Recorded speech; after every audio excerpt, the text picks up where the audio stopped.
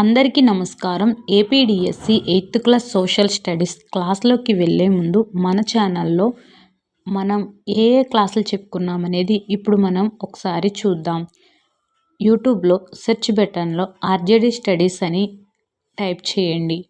ఇప్పుడు ప్లేలిస్ట్లోని మనం ఏ క్లాసులు చెప్పుకున్నామో ఒకసారి చూడండి. 8th class maths short videos, అలాగే 7th class social studies, 3rd class Telugu, 4th class Telugu, 6th class social studies, అలాగే 5th class Telugu, science videos, విద్యా దృక్పథాలు, మ్యాథ్స్ మెథడాలజీ, అలాగే మ్యాథ్స్ తెలుగు మెథడాలజీ, అలాగే Telugu content, psychology, all classes అనేవి చెప్పుకోవడం జరిగింది. ప్రతి వీడియో కూడా అంతా కూడా ఫ్రీనేనండి. ప్రతి ఒక్కరు కూడా ఈ ఛానల్లో ఉన్న అన్ని వీడియోస్ కూడా ఫ్రీగా నేర్చుకోండి. అలాగే మీ డిఎస్సి ఎగ్జామ్కి ఎంతో కొంత నేను మీకు సహాయపడగలను అని అనుకుంటున్నాను. Thank you. మొదటి గవర్నర్ జనరల్ ఎవరు? రాజ్య సంక్రమణ సిద్ధాంతాన్ని ప్రవేశపెట్టింది ఎవరు? సైన్య సహకార పద్ధతిని ప్రవేశపెట్టింది ఎవరు? బక్సార్ యుద్ధం ఎవరెవరి మధ్య జరిగినది? వాణిజ్య స్థావరాల నుంచి సామ్రాజ్య స్థాపన వరకు కంపెనీ అధికార స్థాపన అనే టాపిక్ మనం ఇప్పుడు డిస్కస్ చేయబోతున్నాము. 8th class very important topic ఏంటండి ఇది. సోషల్ స్టడీస్ సంబంధించి రీసెంట్గా జరిగిన టెట్ ఎగ్జామ్లో చాలా బిట్స్ అనేవి రావడం జరిగింది. కాబట్టి వీడియో ఎక్కడ స్కిప్ చేయకండి, చివరి వరకు చూడండి. వీడియోలోకి వెళ్ళే ముందు ప్లీజ్ లైక్ మీ. అలా 1600 సంవత్సరంలో తూర్పు దేశాలతో వర్తకం చేయడానికి క్వీన్ ఎలిజబెత్ I నుంచి ఈస్ట్ ఇండియా కంపెనీ పూర్తి హక్కు చార్టర్ను పొందింది. ఈస్ట్ ఇండియా కంపెనీ ఇండియాకు వచ్చే నాటికి పోర్చుగీస్ వారు గోవా కేంద్రంగా స్థిరపడ్డారు. బెంగాల్లో ఈస్ట్ ఇండియా కంపెనీ వర్తకం ప్రారంభం ఎలా అయింది? ఆంగ్లేయుల మొదటి కర్మాగారం 1651లో హుగ్లీ నది ఒడ్డున స్థాపించబడినది. ఏ నది ఒడ్డున? హుగ్లీ నది ఒడ్డున. ఏ సంవత్సరంలో? 1651లో. అలాగే మొఘల్ చక్రవర్తి ఔరంగజేబు ఈస్ట్ ఇండియా కంపెనీ సుంకం చెల్లించకుండా వాణిజ్యం చేసుకునేందుకు ఒక ఫర్మాన అంటే రాజా ఆజ్ఞను ఇచ్చాడు. ఈ మినహాయింపు కంపెనీకి మాత్రమే, అధికారులకు కాదు. నెక్స్ట్, బెంగాల్ నవాబు కంపెనీకి రాయితీలు ఇవ్వడాన్ని వ్యతిరేకించారు. సిరాజుద్దౌలా బెంగాల్కు నవాబుగా ఉన్నప్పుడు 1757లో ఈస్ట్ ఇండియా కంపెనీతో యుద్ధం జరిగింది. కంపెనీ సైన్యాలకు రాబర్ట్ క్లైవ్ నాయకత్వం వహించారు. సిరాజుద్దౌలా సైన్యాధిపతి మీర్ జాఫర్ యుద్ధంలో పాల్గొనకపోవడం వలన సిరాజుద్దౌలా ఓడిపోయాడు. మీర్ జాఫర్ను కంపెనీ బెంగాల్ నవాబును చేసింది. మీర్ జాఫర్ కూడా కంపెనీకి ఎదురు తిరగటంతో అతన్ని తొలగించి మీర్ కాసింను నవాబును చేసింది. మీర్ కాసిం కూడా కంపెనీకి సహకరించకపోవటంతో 1764లో బక్సార్ యుద్ధం జరిగి మీర్ కాసిం ఓడిపోయాడు. 1765లో మొఘల్ చక్రవర్తి కంపెనీని బెంగాల్ ప్రావిన్స్కు దివాన్గా నియమించాడు. రాబర్ట్ క్లైవ్ 1764లో బెంగాల్ గవర్నర్గా నియమించబడ్డాడు. అవినీతి కారణంగా 1772లో ఇంగ్లాండ్ పార్లమెంట్ చేత విచారణకు ఎదుర్కొని 1774లో ఆత్మహత్య చేసుకున్నాడు. ఎవరండి? Robert Clive. ఏమైంది? రాబర్ట్ క్లైవ్ 1764లో బెంగాల్ గవర్నర్గా నియమించబడ్డాడు. అది అయిపోయిన తరువాత అవినీతి కారణంగా 1772లో ఇంగ్లాండ్ పార్లమెంట్ చేత విచారణకు ఎదుర్కొని 1774లోనే ఆత్మహత్య చేసుకొని మరణించాడు. నెక్స్ట్ అండి, ప్లీజ్ లైక్ మీ. ఇంకా ఎవరైనా మన వీడియో నచ్చితే కనుక లైక్ చేయండి. రిచర్డ్ వెల్లెస్లీ గవర్నర్ జనరల్గా ఉన్నప్పుడు సైన్య సహకారం కొరకు చెల్లింపులు చేయలేదని 1801లో ఆవధ్ నుంచి హైదరాబాద్ నుంచి కొంత భూభాగాన్ని ఆక్రమించాడు. టిప్పు సుల్తాన్ మైసూర్ కులీ. మైసూర్ను హైదర్ అలీ తరువాత అతని కుమారుడు టిప్పు సుల్తాన్ పరిపాలించాడు. 1785లో టిప్పు సుల్తాన్ మైసూర్ కంపెనీ వ్యాపారానికి అనుమతించలేదు. దీంతో 4 మైసూర్ యుద్ధాలు జరిగాయి. 4వ మైసూర్ యుద్ధంలో టిప్పు తన రాజధాని అయిన శ్రీరంగపట్నాన్ని రక్షించుకునే ప్రయత్నంలో చనిపోయాడు.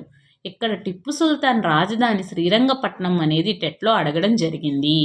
నెక్స్ట్, మైసూర్ మీద సైన్య సహకార ఒప్పందం రుద్దబడింది. నెక్స్ట్ అండి, ఆంగ్ల మరాఠా యుద్ధాలు. 1765లో జరిగిన 3వ పానిపట్టు యుద్ధంలో ఓటమితో ఢిల్లీ నుండి పరిపాలించాలన్న మరాఠాల కల చెదిరిపోయింది. 3వ పానిపట్టు యుద్ధం ఎప్పుడు జరిగిందండి?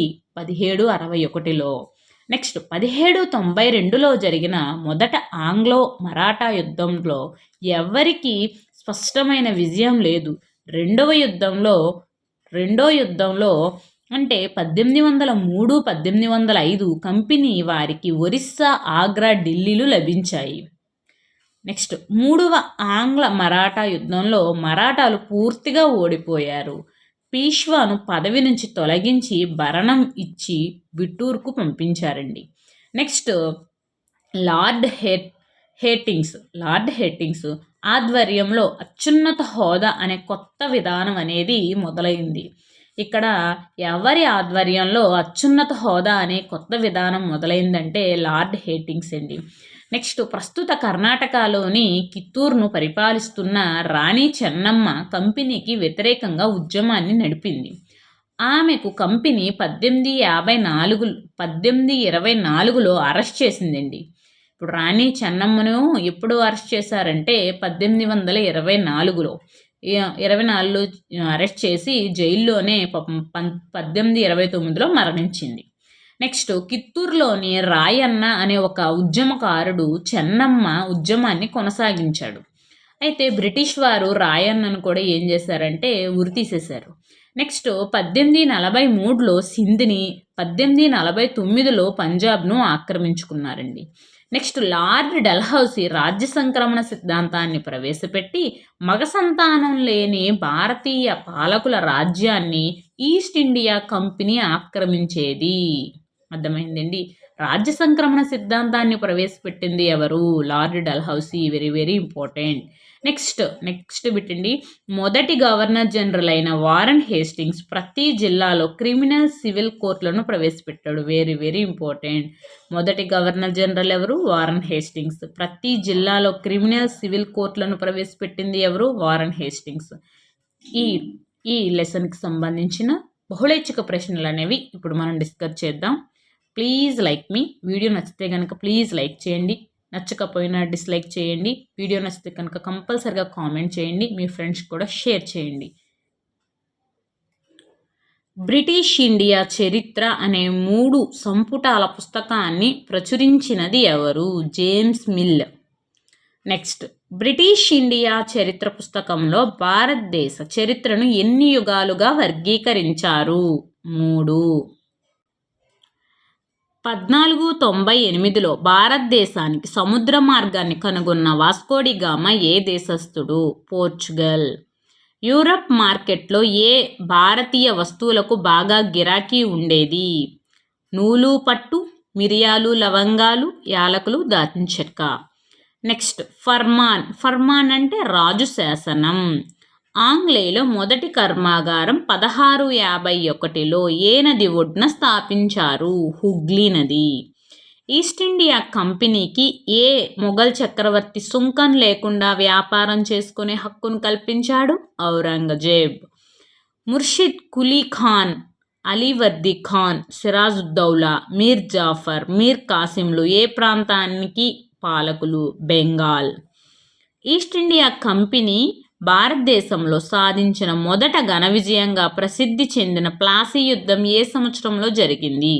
1757. ప్లాసీ యుద్ధం ఎవరి మధ్య జరిగింది? Robert Clive, Siraj-ud-Daulah. ప్లాసీ యుద్ధం తరువాత బెంగాల్ నవాబు అయ్యింది ఎవరు? మీర్ జాఫర్. బక్సార్ యుద్ధం ఏ సంవత్సరంలో జరిగింది? 1764. ఏ సంవత్సరంలో ఈస్ట్ ఇండియా కంపెనీ బెంగాల్ దివాన్గా ఎదిగింది? 1765. అపరిమితమైన సంపద కారణంగా ఇంగ్లాండ్ పార్లమెంట్ చేత విచారణ ఎదుర్కొన్న గవర్నర్ జనరల్ ఎవరు? Robert Clive. సైన్య సహకార పద్ధతి ప్రవేశపెట్టింది ఎవరు? Richard Wellesley. మైసూర్ పులి అని ఎవరికి పేరు? టిప్పు సుల్తాన్. ఆంగ్లో మైసూర్ యుద్ధాలు ఎన్ని జరిగాయి? 4. మూడవ పానిపట్టు యుద్ధం ఎప్పుడు జరిగింది? 1761. బ్రిటిష్ వారిని వ్యతిరేకిస్తూ ప్రతిఘటన ఉద్యమాన్ని నడిపింది ఎవరు? ఎవరండి? రాణి చెన్నమ్మ, రాయన్న. రాజ్య సంక్రమణ సిద్ధాంతాన్ని ప్రవేశపెట్టింది ఎవరు? డల్హౌసీ. ఏ సిద్ధాంతం ప్రకారం ఏ భారతీయ పాలకుడైనా మగ సంతానం లేకుండా చనిపోతే అతడు రాజ్యాన్ని కోల్పోతాడు? అది రాజ్య సంక్రమణ సిద్ధాంతం. రాజ్య సంక్రమణ సిద్ధాంతం ప్రకారం వివిధ ప్రాంతాలను ఆక్రమించిన సంవత్సరాల్లో జతపరచండి. ఆవధ్ 1856, సింధ్ 1843, ఝాన్సీ 1854, పంజాబ్ 1849. నెక్స్ట్ అండి, న్యాయ విభాగంలో పరిపాలనా సంస్కరణలో భాగంగా ప్రతి జిల్లాలో క్రిమినల్ కోర్టు, సివిల్ కోర్టులను ప్రవేశపెట్టింది ఎవరు? హేస్టింగ్స్. రెగ్యులేటింగ్ చట్టం 1773. 1834లో ఏ దేశంలో బానిసత్వం రద్దు అయ్యింది? దక్షిణాఫ్రికా. వీడియో నచ్చితే ప్లీజ్ లైక్ మీ, సబ్స్క్రైబ్ మీ. అలాగే ఎక్కడైనా మిస్టేక్స్ చదివితే కనుక క్షమించాలి. మరిన్ని వీడియోస్ కోసం మన ఛానల్ని చూడండి. మీకు నచ్చితే కనుక మన ఛానల్ని ఫాలో అవ్వండి. థ్యాంక్ యూ సో మచ్ అండి. Keep watching.